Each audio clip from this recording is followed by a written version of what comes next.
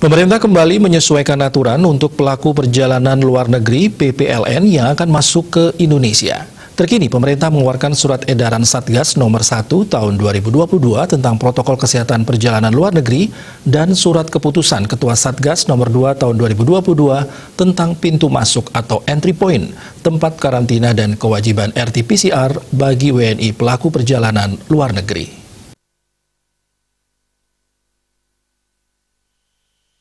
Juru bicara Satgas Penanganan COVID-19 Profesor Wiku Adhisasmito dalam keterangan persnya mengungkapkan peraturan yang ditetapkan pada 4 Januari ini secara efektif mulai berlaku Jumat 7 Januari 2022.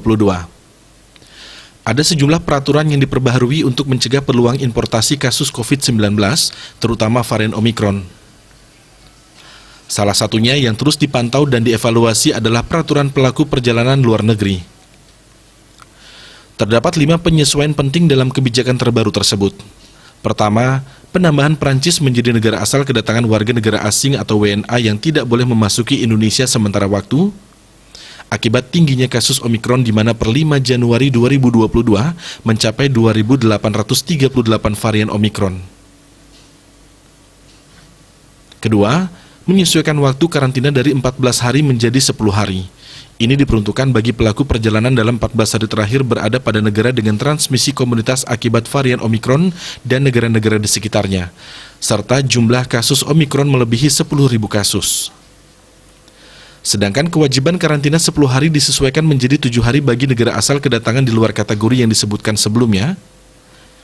Ketiga, menyesuaikan waktu tes ulang PCR kedua, yaitu pada hari ke-9 bagi pelaku perjalanan dengan kewajiban karantina 10 hari, dan tes ulang pada hari ke-6 bagi pelaku perjalanan dengan kewajiban karantina 7 hari.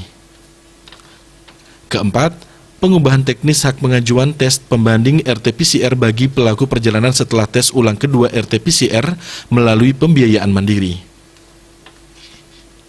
Nantinya pelaku perjalanan wajib melakukan tes pembanding dan pemeriksaan pembanding dengan metode deteksi molekuler yang mampu melihat kegagalan deteksi gen S atau SGTF yang umumnya merupakan indikasi kasus SARS-CoV-2 varian B11529 secara bersamaan demi men-screening kasus Omikron dengan baik.